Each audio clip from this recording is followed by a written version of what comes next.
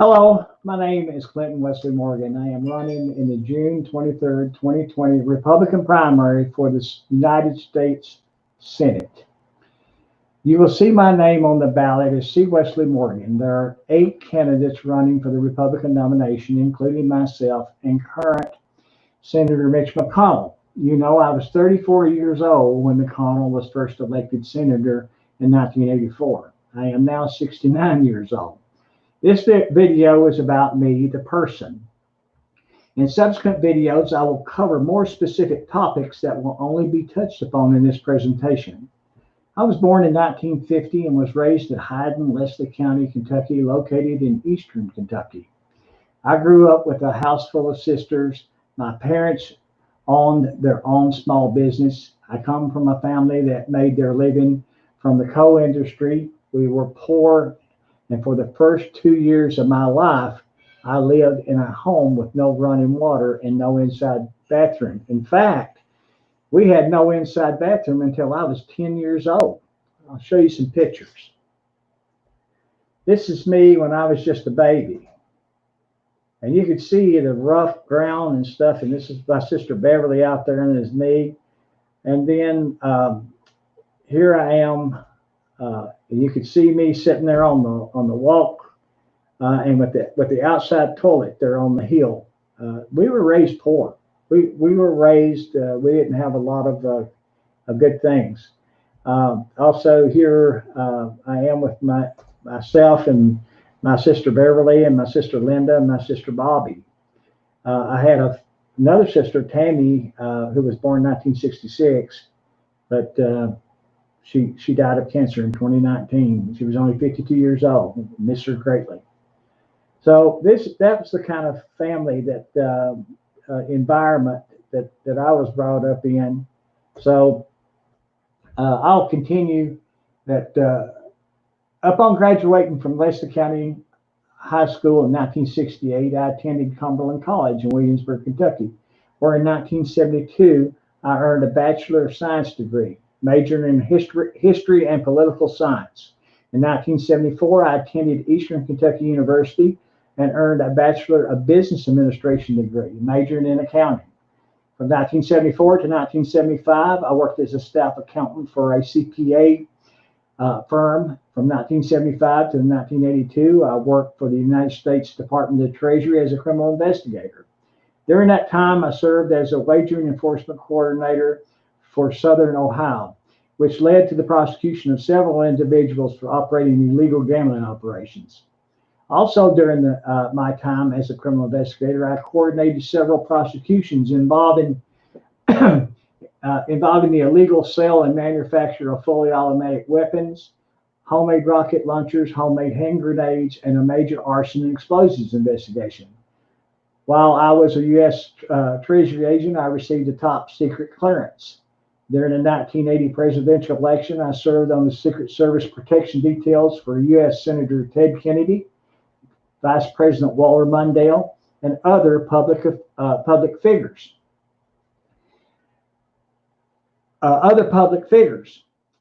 So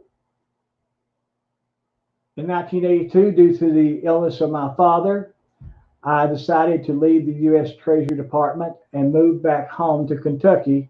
After the death of my father, I settled in Richmond, Madison County, Kentucky, and decided to follow in my parents' footsteps by operating my own business. Since that time, I have owned and operated numerous retail businesses throughout the state of Kentucky.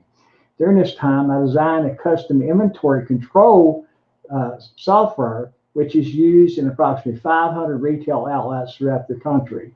In 2017, I was named the National Retailer of the Year by the National Beverage Association. In 2014, some church friends asked me to run for state representative for District 81. The seat at that time had been held for the past 48 years by the Democrats, and no one was really interested in running because the district was so heavily Democratic. Upon some soul searching, I agreed to run and was defeated. But I received 42% of the vote with absolutely no help from the Republican Party of Kentucky. They thought I had no chance to win. I didn't raise very much money, And to be truthful, I really didn't know what I was doing. One thing I did get from running for state representative was the honor of being audited by the Kentucky Revenue Cabinet for the previous 4 years. Their audit disclosed no additional taxes, but I did agree to pay an additional $500 of sales tax on purchase that I had purchased from the out-of-state computer company. But upon reflection concerning running for state representative, I was convinced that anyone who was a complete unknown could get 42% of the vote in a 3-2 Democrat district, had a chance to win, the seat in 2016. After waiting 2 years for the chance to run again, I filed to run for the District 81 seat. But this time, the Republican Party found a person to run against me in the primary. I ran against that person and won the primary. The question is, why did the Republican Party primary me? In November of 2016, I became the Kentucky State Representative for House District 81 by winning a House seat that had been Democratic for the past 50 years. During my tenure as a Kentucky State Representative, I served on the Judiciary Committee, the License, Occupation, and Administrative Regulations Committee, the Economic Development and Workforce Investment Committee, and the Elections, Constitutional Amendments, and Intergovernmental Affairs Committee. But my voting record shows that I worked to create additional economic growth, that I protected our Second Amendment rights, that I advocated for the abolishment of the state income tax, that I combated Kentucky's drug epidemic, that I fought for the unborn, that I protected our law enforcement and first responders, and that I promoted education at all levels. I was sworn into office on January 2nd, 2017, and by January 11th, 2017, just 9 days into my term, I became under constant attack by the Louisville Courier-Journal and Election Herald-Leader newspapers. I could not understand why I had been targeted, but suffered from the following allegations. They said I had filed self-serving liquor bills.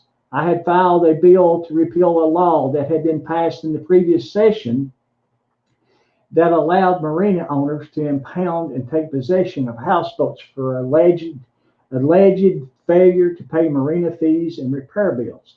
I had violated a law that I had filed a bill to repeal relating to the transportation of alcohol beverages in adoption territory. That I had not paid property taxes on my houseboat. In addition to the attacks by the Courier-Journal and Election Herald-Leader, I was targeted by a person who accused my companies of discriminating against the military in hiring practices. All the allegations were all proved to be false, and I will deal with each one of those in separate videos. During my time in Frankfort, I was endorsed and received an A rating from the National Rifle Association, endorsed by the National Association of Gun Rights, and received the 2017 Conservative Achievement Award from the American Conservative Union Foundation. Also in 2017, due to my extensive experience in the alcohol industry, I was invited to speak to the National Conference of State Liquor Administrators in Denver, Colorado.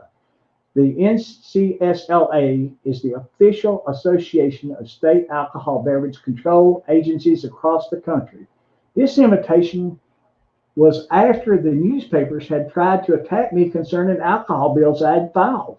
This invitation alone shows how disingenuous the newspaper attacks were. Do you really think that the NASLA is going to invite a person at their cost to speak to them if I had been doing some unscrupulous things in October of 2017 based on principle, my oath of office, and contrary to the wishes of the Kentucky House Republican Caucus? I called for the resignation of Kentucky House Speaker Jeff Hoover and all other members involved in a secret sexual harassment settlement involving a young legislative staffer. Because I stood against Hoover, the Director of Communications for House Leadership, Daisy Levo, who was the immediate supervisor of the young legislative staffer, disclosed to me that Speaker Hoover had been the person feeding the information for the attacks against me to the Courier-Journal and Lexington Herald leader. This procedure is called a wrap-up smear and was disclosed by United States Speaker of the House, Nancy Pelosi. I'm going to show you a video now of exactly what she said. So watch this.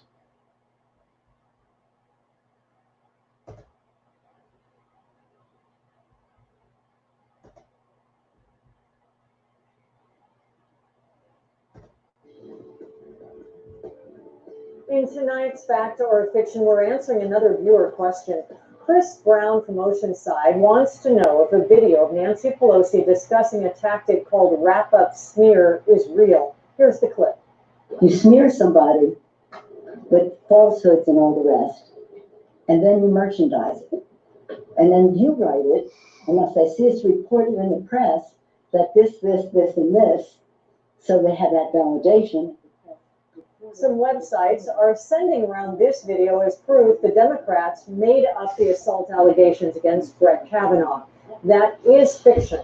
The video, while real, actually shows Pelosi last year accusing Republicans of using wrap-up smears.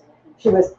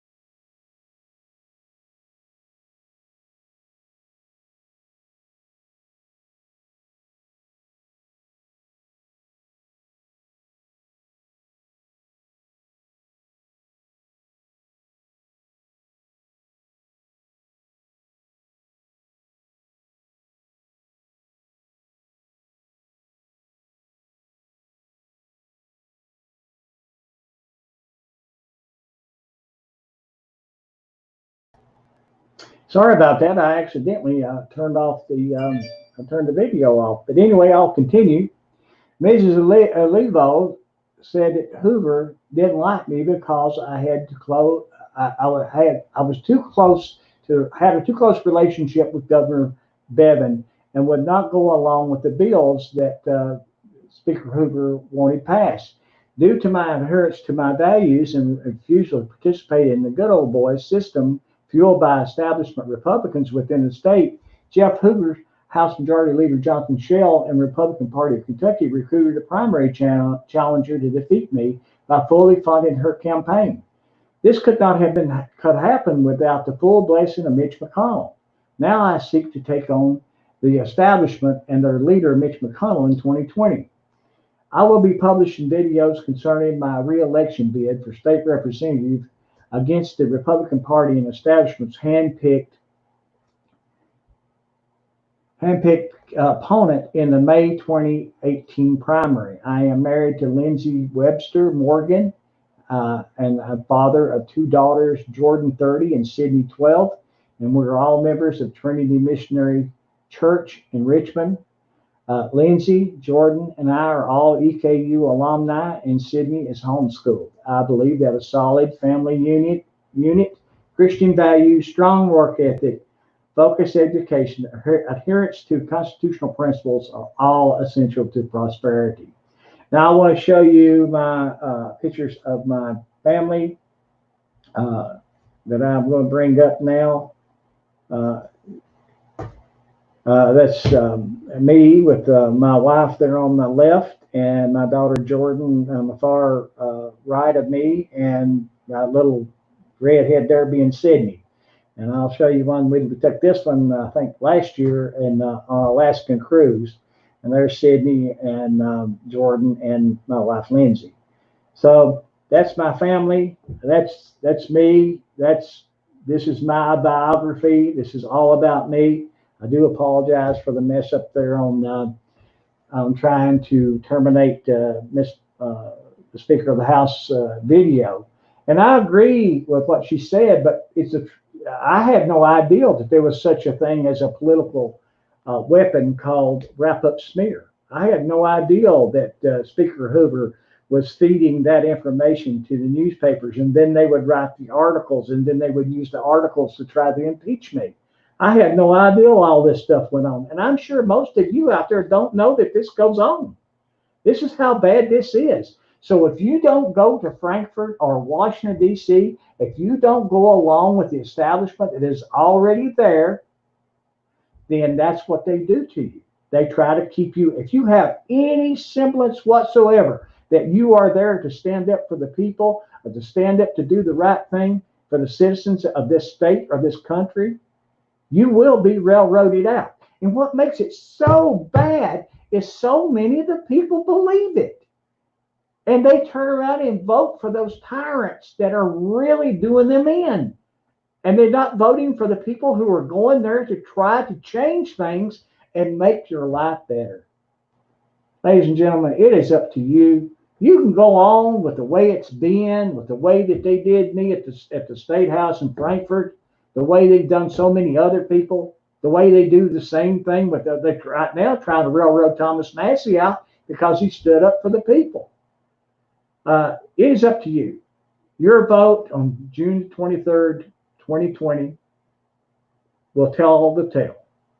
You're either going to go along with all of the robbery that's been done to you.